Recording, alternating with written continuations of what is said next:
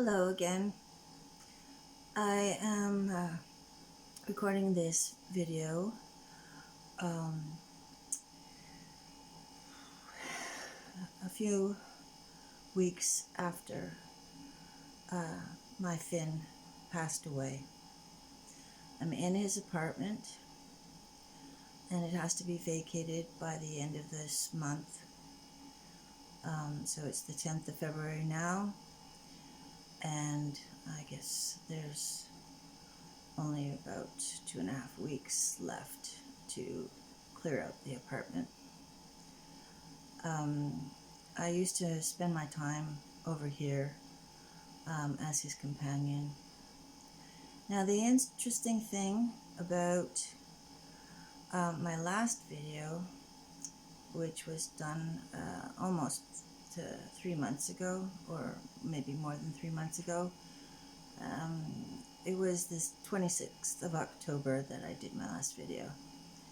And on the very next day, at midnight, I found my Finn, who was 92 at the time, on the floor, surrounded by debris, which looked like he had a catastrophic fall. Like he was trying to stay up, holding on to almost everything, and he fell. And I tried to lift him, and he groaned in pain. And a week before this, he had mentioned to me that he should be in hospital. He said it rather emphatically. So what I did do was I found a phone, and the phone wasn't working here because it had been tossed to the floor. And I remembered that I had my Motorola phone and could dial for an emergency, and this was an emergency. Now, when the ambulance drivers came and put him on the ambulance gurney and were ushering him out the door, I did take a short video of that, and I posted it to my Facebook page. And I had no idea that he wouldn't be coming back the next day, as he had done and all the other times before that. So I was anticipating that he'd be back the next day, but he wasn't. He was placed in hospital at the Montreal General Hospital. Then they said that he had pneumonia. Then they declared that on his floor there had been a COVID outbreak. And then a day later, or 2 days later, my Finley, was taken to the super hospital at the Royal Victoria wing of the COVID wing, where he recovered very quickly, apparently, had COVID but was asymptomatic, and then was referred or transferred back to the Montreal General Hospital again. On Christmas Eve, the 24th, I took a taxi to the Montreal General Hospital, and I was not allowed in. His floor had been closed. So I wrote a note for Finley, and I said that I was there to see him, but that I couldn't, and that I wished him a Merry Christmas, that it was Christmas Eve, and so on. And I told him to keep hope. So there was a woman security guard who was listening in. She was eavesdropping on the conversation that I was having with the security guard, and she volunteered to take it up to him. She was very happy to do that. So he must have received that Christmas Eve. I'm convinced that he did. So the trouble came, well, with his son, Finley John. taking over the uh, auspices of responsibility for his father. Um, things were not really revealed to me quickly enough, but my efforts to have him come back home, stating that his symptoms were very much in keeping with his feelings, because feelings do manifest in the body as disease, thoughts, and so on. And this is what a lot of people know, and I quoted Candace Pert to them in a conference call, and it sounded very much like I had convinced them to send him home. But about 3 days or 4 days later, there was news that he wasn't doing very well in hospital, and on the 7th of January, 10 days before his 93rd birthday, on the 17th of January, Finley passed away. And I'd been with him for 15 years as his companion, 10 for definite as being his caretaker or carer and cook. You know, he was very pleased with the food that I would cook for him, the meals that I would cook. So I know that he did. He loved me, and I loved him. And when he passed away, I fell into a great deal of grief, because I had not realized just how much or how deeply I had loved this old man who was 34 years my senior. But we had had an awful lot in common, and we got along very well. And it's true that he was losing his eyesight. He was developing cataracts, and he was also progressively more and more deaf. And it was difficult to communicate with him. I had to be his eyes for certain things. That was fine, and I miss him terribly. I really do. And I frequently go out into the hallway here and frequently meet people. And one of the women who cares for her mother nearby on this same floor, she volunteered to me that she felt that Finley had died because of the hospital environment. And I had to agree with her, because that was my feeling the whole time, that if I hadn't called 911, Finley would still be alive. But of course, I might say that, and have said that, to his son, and his son disputes that fervently. Nevertheless, Finley is gone, and this is where I spent a majority of my time. And I put in an application for this place, but was refused by the management. I had stored my things in an apartment next door, and it's true that I did my other videos there, just to have it quiet. And now that it's quiet here, and now that it's one of the last times that I'm going to be in this space, I thought, well, it's high time that I do another video. So, yeah, Finley caught COVID in hospital after he fell. and it's likely that they're going to put on his death certificate that he died from COVID. Because that's what they're doing these days, right? No matter what it is.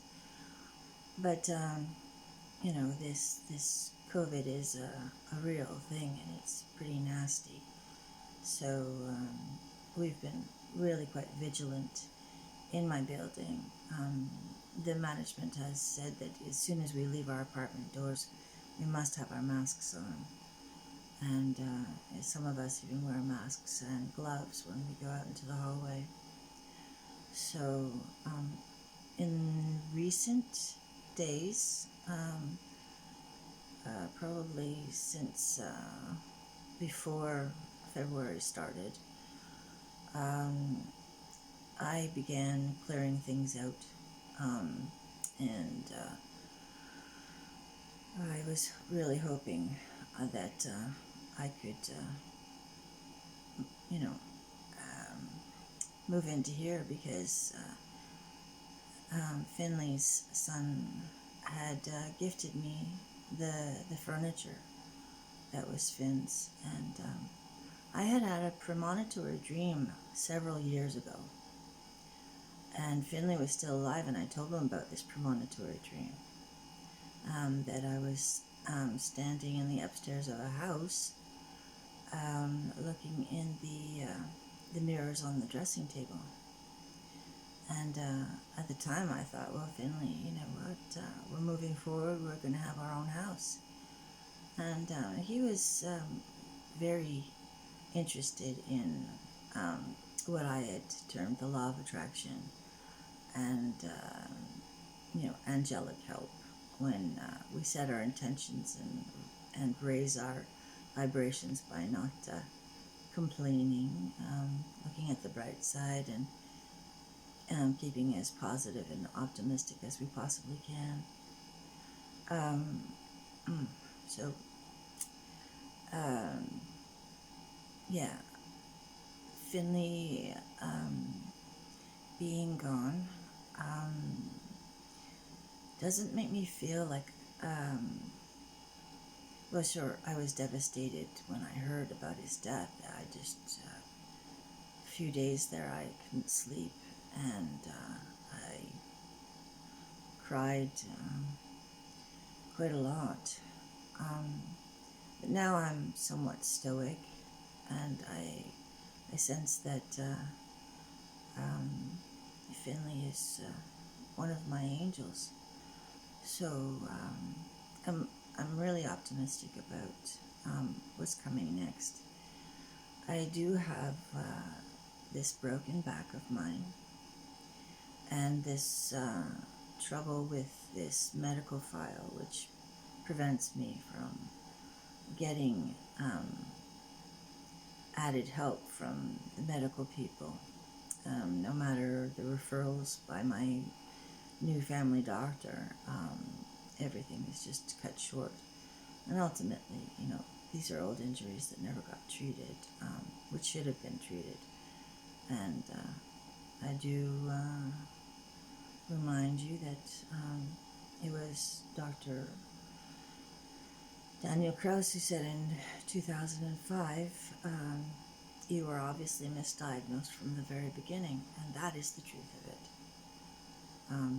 I was crushed by a huge hybrid draft horse at high speed, and it is akin to, you know, a speedboat on water hitting some rocks. I am lucky that I can walk, but I do have this crushed left leg, which doesn't walk very well in boots for the winter time. I just ruined a pair of boots. The seam came undone on my left boot. So I have quite a few injuries that I still have to look after. I've been getting on the inversion table. I started getting on the inversion table in, I think it was October.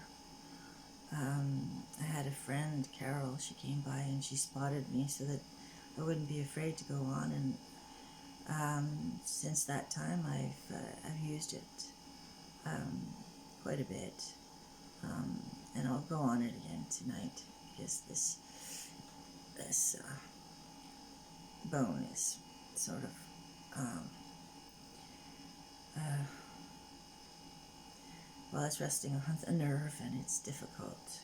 Um, so I am optimistic about things. Yes, I can't have this space, but I don't intend to be very long in this building at all. I've got an opportunity to, again, take an offer by my friend Corinna to be housed somewhere else. And what's interesting is that about 12 years ago, in 2009, she found a little house for me in the West Island where she had her house nearby. And that didn't work out. I came here in 2010 and was with Finley since that time. But yeah, it's interesting what the Chinese theory of 12-year cycle is, because it fits perfectly. That again, I'll be making a huge move. I don't want to stay in this building because they're not compassionate, and compassion is not even considered in the Régime du Logement protocols at all. So it is all about the money and the bottom line. And I remember one of the last things that the building manager said was, you have your own apartment. No, it's very small. It's very small. In fact, it's housing my things from the house, and there's not an awful lot of room. And I didn't really unpack boxes, so it's kind of unlivable. I might have slept there on occasion, especially towards the end where Finley was becoming a lot more combative. And that's what happens when someone senior has trouble remembering something, and you say, well, oh, maybe it isn't as you remember it. You will get an argument. It's just natural. So, but it was stressing my body, and he was hard on me, but we had a lot of joy that we shared. We would watch old movies together, or old war documentaries, whether it was World War I or World War II. He lived through World War II, but was mostly out of it because he was away up in Scotland. He saw some of the American troops somewhere. I think it was on the River Clyde, they might have been. So he was in Glasgow at the time with a friend of his. It was towards the end of the war. And he was speaking with the American soldiers. So some of the other things is that he would tell me about, as boys, he and his friends would pick up shrapnel from schoolyards where planes had been shot down the night before. Also the blackouts coming from the cinema and having to hug close to the side of the buildings to know which route to take home. So there's a lot about Finley that brought me a great deal of joy. And it's rather sad that there are times when I kicked myself for having called 911, and because I am actually convinced that had I simply taking care of him myself somehow, that this death could have been avoided. So we'll never know. It is what it is, and I'm very sad that he's gone. Yeah, since he's gone, there's just no reason for me to stay here, and I do have to think of this this work that I am very passionate about and compelled to do, and that is well, I'm keeping up with it actually, continually on Facebook, helping those who have been suffering in withdrawal off psychiatric drugs. You know, they do gain some hope from the fact that I stopped these drugs 20 years ago, and I know an awful lot about how to survive the withdrawals, and they really are hellish and risky in a lot of ways, and it means that you must support your organs by diluting the toxicity that's rising in your body by drinking good water, taking showers and baths and so on, because you know, our skin is also an absorbent tissue. In some healing books, it's described as being the second set of lungs, basically, because we breathe through our skin. We absorb things through our skin. And I know that, you know, showers, baths, and cold, wet packs, and so on to help to alleviate some of the stress of the rising toxicity, because it comes and goes, and it is pushed out of your body cyclically, and the cycles are tighter together initially and then farther apart as you continue healing.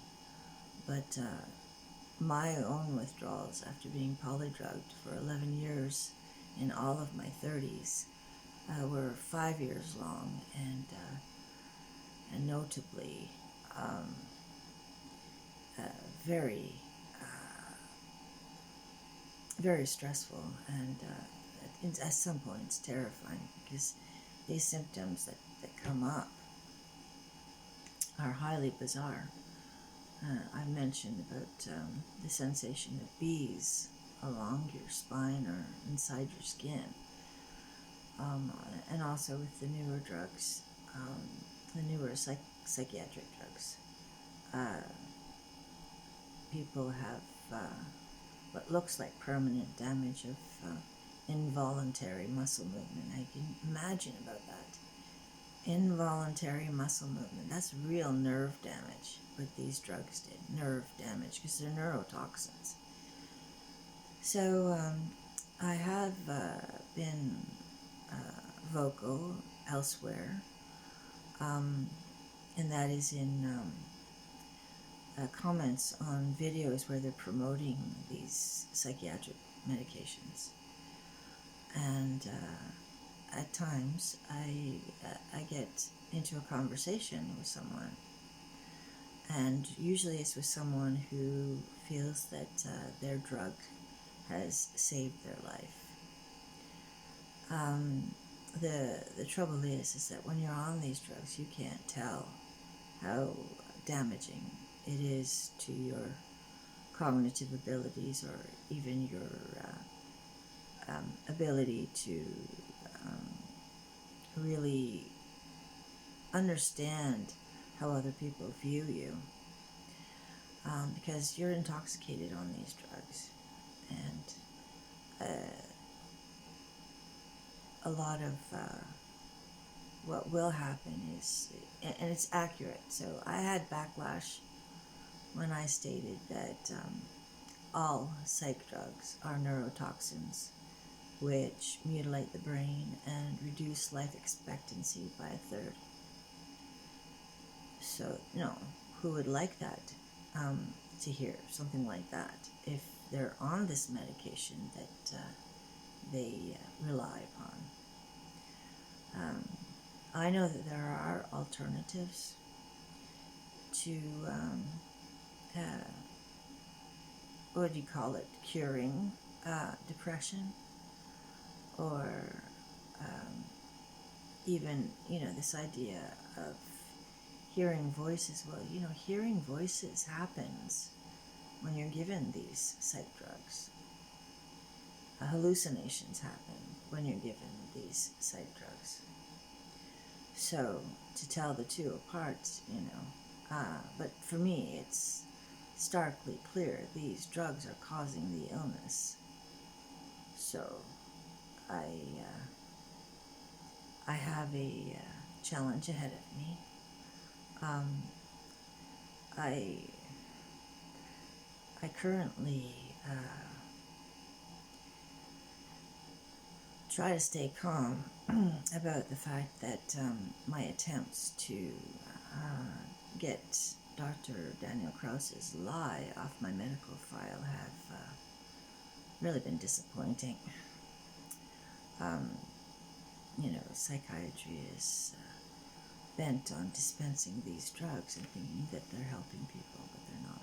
They really aren't helping people. They're harming them. And eventually this will come to light, because they have really drugged so many more now. During this lockdown, I saw someone speaking from a podium in the United States, stating that the use and the prescription of antidepressants in America has gone up 600%. 600%. So, we've got an awful lot of people who are going to want to come off these drugs because they're going to find that they will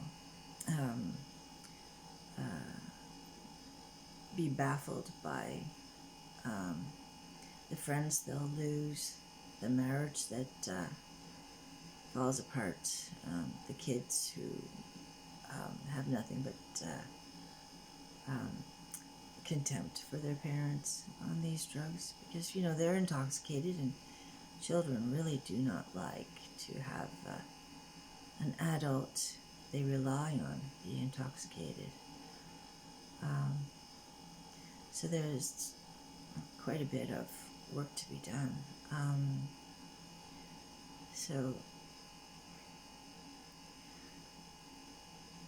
I really believe that we are in a time of truth coming to light about a lot of things, and whether my viewers, whoever you are, whether you are few or many, I don't know, I'm telling this truth because it's very necessary. But we've come into a new era entirely. We've left behind the age of Pisces, and we've come into the age of Aquarius. So it's a fantastic time. It's a fantastic time of change. Aquarius signifies humanitarian efforts and power to the people. Of course, the other planets do influence us as well. And we have a very benefic Jupiter influencing us on planet Earth. So that's also good news. And we have the planet Pluto. And I kind of rely on Pluto because Pluto is destroying the old, which no longer works for us, and rebuilding the new, which does work for us. So we're in a very exciting time on planet Earth. And my hopes are that I will be truly free of this lie and the lies surrounding that lie. And I've made several efforts to have other people in my family understand my true situation. So we shall see what comes of that. But the reason why I don't have children, like my cousins or my sister or my half-brothers, is because the equestrian accident was that severe. I was married twice in my 30s. That was not, for me, that was, in an adult state, a drug adult state, wasn't really real for me, but everything happens for a reason and a purpose, and it served us. And this accident and being misdiagnosed has helped me to understand that these drugs are brain disabling, because I couldn't feel my body for several years, for a decade, on those drugs. And then when I came off the drugs, I certainly could feel it, and I've been feeling it ever since. It's true that I had broken ribs and the entire rib cage collapsed. So, medical mistakes do happen, but I'm alive. And that's pretty darn lucky with the medical mistakes that go on these days. So, and have gone on for decades. Our medical communities are stretched beyond belief, but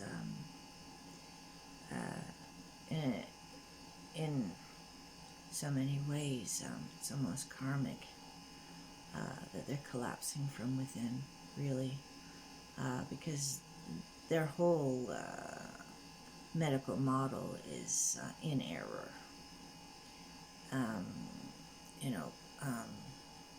Poisoning the body with different chemicals, or using surgery to cut out an offending something or other, isn't holistic, and it's actually creating disabled people. So the other thing that is apparent is that locking down the entire world and collapsing the economy was intentional. So whether they released this virus as a pandemic globally, deliberately, is to be seen by future history.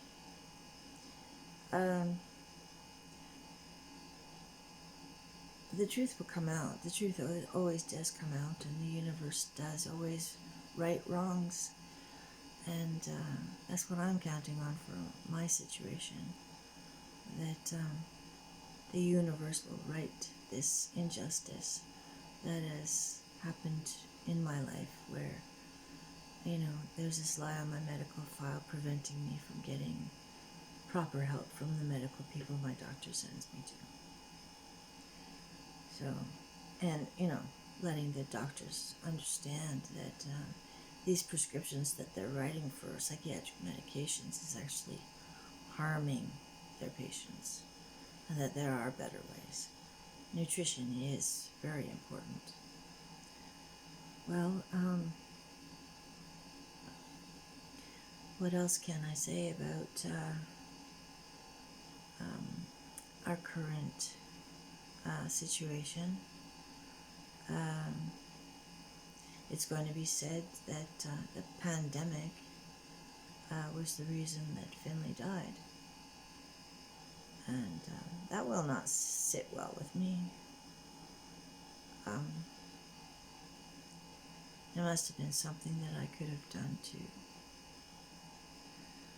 help him that day. But you know, when he had said to me I should be in hospital the week before, I looked for a phone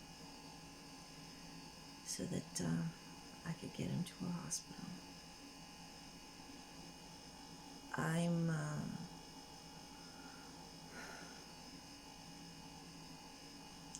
I was confused about that for a time, but I do realize that there is a timing for everything, and that 2021, within this Chinese 12-year cycle theory, it was predictable that this would be a massive change for me again. So no more crises, please. I've had enough of one crisis after another. And a lot of my old friends, they need to know that I'm really truly not crazy schizo, like some of them have been gossiping about me. At the church where I used to sing, the minister himself, this kind of serendipity, he was the chaplain there when I was being polydrugged and held in hospital. When I was drugged, that was the reason that I ended up in hospital. Because these drugs mutilate the brain. And Prozac was really bad for making people suicidal. So I survived that, and so many other young people did not on that drug. So I survived an awful lot so that I could inform the public that these drugs are not safe. In fact, they're dangerous. They're poisonous. And they're poison to the brain and to the body. So say, for instance, that you're going to send your university-age child to school, and they're on psychiatric medication, they won't be able to do their studies. So that money's going to go to waste. And that is what happened to me. When I came back from Nova Scotia to come to Montreal, I enrolled again at McGill with the credits that I already had, and I went into the education building. But I had started to be polydrugged before I was ever properly accepted into that program at McGill. And it was surprising to me how badly I did. I couldn't figure it out. But in 1992, I left the school, McGill. So in 1992, Prozac made me try to kill myself. And that was the end of McGill. But McGill, I have some words about McGill. And words about school, too. It really does look like.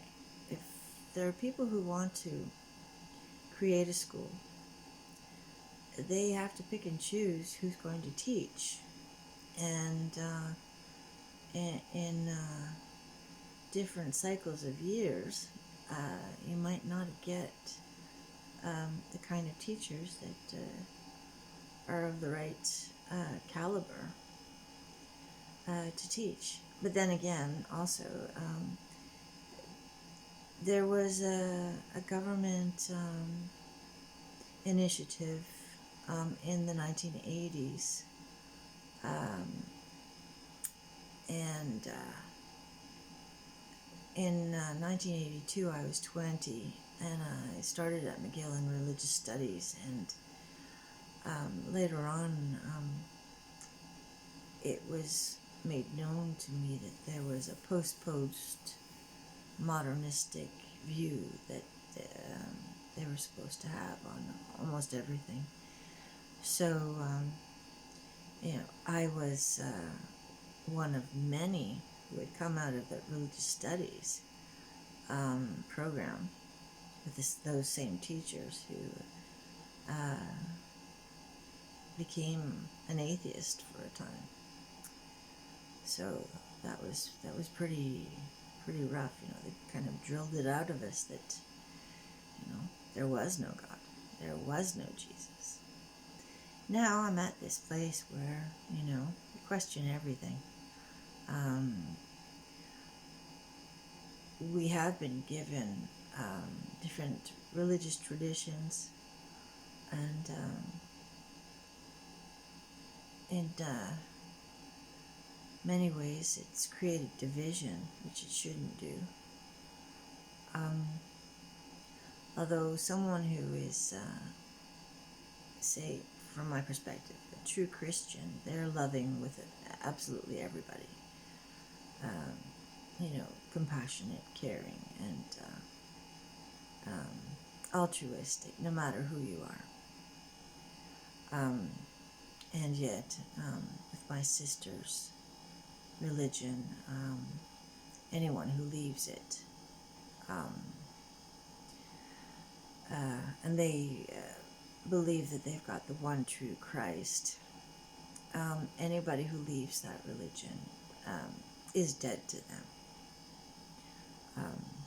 is heathen and destined for hell, which I don't think,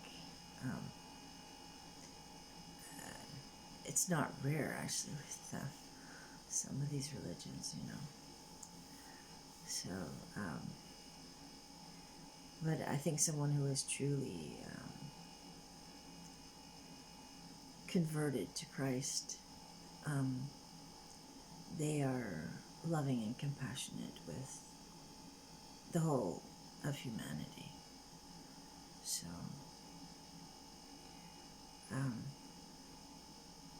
there's something to be said about aspiring to be a religious aesthete. And I think that there's a lot of what is common to religions that we can take as being important for living here on earth. We only get a span of years, and it really isn't long enough, no matter how you shake it.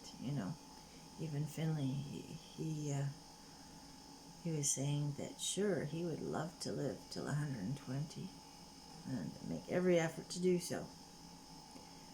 So I did think that I would have Finley in my life going forward. So maybe I should stop here. I do feel that I need to get on the inversion table. This is a hard chair, and it's good. It supports my back, but can tell that the pain is taking over. So I'm going to go and fix that, help that. So um, if it's possible that anybody missed me, here I am back again. And like I said, I will continue my work to help